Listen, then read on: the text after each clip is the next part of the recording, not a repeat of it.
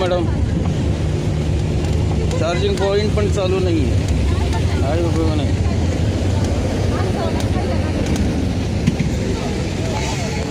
हो काय पळून चालले काय बाबा तुम्ही?